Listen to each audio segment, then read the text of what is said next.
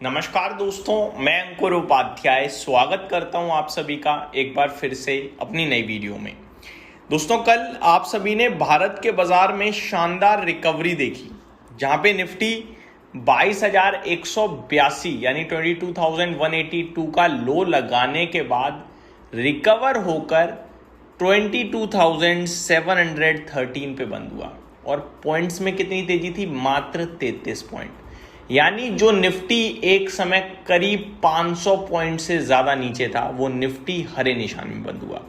ये superb recovery थी। अच्छा, जब आप इतनी बड़ी रिकवरी देखते हो तो आप ढूंढते हो रीजन कि ऐसा क्या हुआ है जिसकी वजह से बाजार भागा या रिकवर हुआ। तो आप लोगों ने नोटिस किया होगा कि शायद कोई रीजन था ही नहीं। दिन के दौरान न्यूज़ सारी नेगेटिव थी एक्सेप्ट वन थिंग। एक चीज जो अच्छी थी एक्चुअली में, वो केवल और केवल रुपए की मजबूती थी। रुपए की बात करूं तो कल सिंगल डे में 200 पैसे से ज्यादा मजबूती हमें रुपए में देखने को मिली है। और ये जो तेजी थी, इसके पीछे रीजन था आरबीआई का इंटरवेंशन। जो आरबीआई ने बीच में आके एक फैसला लिया, बैंकों से कहा कि भैया डॉलर की पोजीशन कट करो, जिससे डॉलर में सेलिंग आएगी। और 10 अप्रैल तक का एक शॉर्ट टाइम पीरियड दिया। मतलब नहीं है कि आपको लॉस आ रहा है, प्रॉफिट आ रहा है, बट मेरे को पोजीशन कट चाहिए तो चाहिए। तो बैंकों ने पोजीशन कट करना शुरू होगी, डॉलर में सेलिंग आई होगी, और उसी की वजह से एक ही दिन में आपको बड़ी तेजी देखने को मिली रुपए में। यही रीजन था। बाकी ऐसा कोई इकोनॉमी वाइज तो हुआ नहीं है कि रुपया मजबूत हो गया, वो है ना। बाकी कुछ भी ऐसा नहीं था जो बाजार की तेजी को सपोर्ट दे पाए। कच्चा तेल कल 6-7% ऊपर खड़ा था, एट द एंड तो 8% ऊपर बंद हुआ है। खैर, इस पे मैं बाद में आऊंगा। तो रीजन कुछ भी नहीं था। अच्छा, कल यहां तक कंफ्यूजन रहता तो भी ठीक था, कंफ्यूजन और बढ़ा। फिर शाम को अमेरिका के बाजार भी हमें नीचे दिख रहे थे, करीब 500 पॉइंट्स नीचे डाउ फ्यूचर दिख रहा था। खुला भी करीब 500 पॉइंट नीचे ही था, फिर 600 पॉइंट नीचे हो गया, लेकिन एट द एंड केवल 61 पॉइंट माइनस में बंद हुआ है डाउ जोन्स। डाउ में नीचे से 600 पॉइंट्स की रिकवरी आ गई। केवल डाउ ही नहीं दोस्तों, अगर आप रसल 2000 की बात करें तो ये तो 0.7% ऊपर बंद हुआ है। S&P 500 की बात करें तो ये पॉजिटिव बंद हुआ है, और नेस्डेक इंडेक्स में भी आपको फ्लैट टू पॉजिटिविटी ही दिखी है।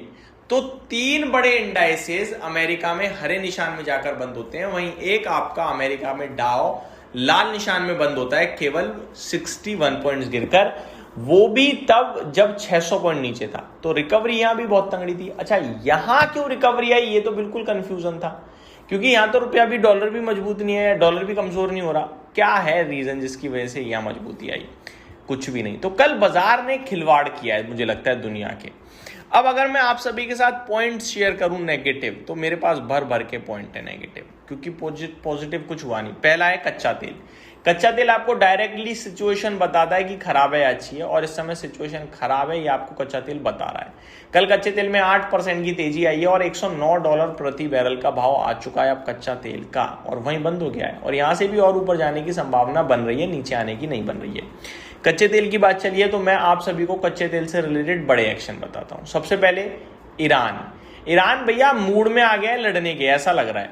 ईरान ने कहा है कि स्ट्रेट ऑफ हॉर्मोज पूरी तरीके से कंट्रोल में है, और शिप्स जो वहां से पास करती हैं उन्हें पे करना पड़ेगा टोल। ठीक है जी, पहली नेगेटिव बात। दूसरी बात, ईरान कह रहा है कि यूएस और इजराइल के लिए लॉन्ग टर्म के लिए स्ट्रेट ऑफ हॉर्मोज बंद है। ये अपने आप में एक लड़ाई को एस्केलेट करने की बात है, बढ़ाने की बात है। ठीक है, अब अगर आगे बात करें तो ईरान ने सिर्फ इतना ही नहीं कि स्ट्रेट ऑफ हॉर्मोज बंद बता दिया यूएस के लिए और इजराइल के लिए, ईरान ने अटैक भी किया है।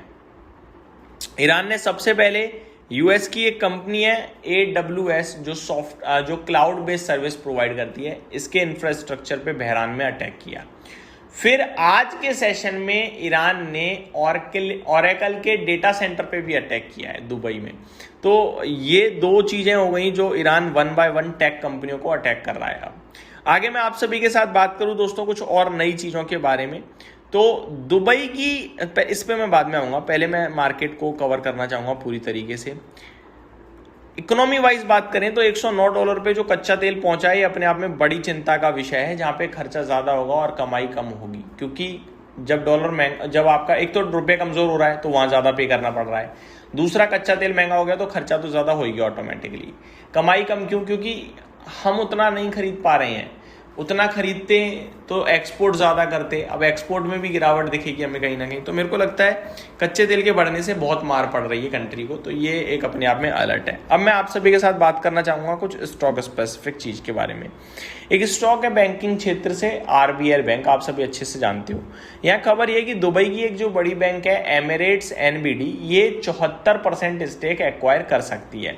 अभी डील की वैल्यू वगैरह तो सामने नहीं आई है, लेकिन अपडेट ये आ रही है कि RBI से अप्रूवल मिल गया है, बाकी अप्रूवल्स पेंडिंग है और जैसे ही मिलेंगे एक्विजिशन हो जाएगा। एक्विजिशन की सबसे इंटरेस्टिंग बात ये है कि 74% स्टेक जरूर खरीद लेगा NBD एमिरेट्स का, बट एमिरेट्स NBD माफ कीजिएगा, बट जो कंट्रोलिंग वोटिंग राइट है वो नहीं है। वोटिंग राइट 26% का मिलेगा।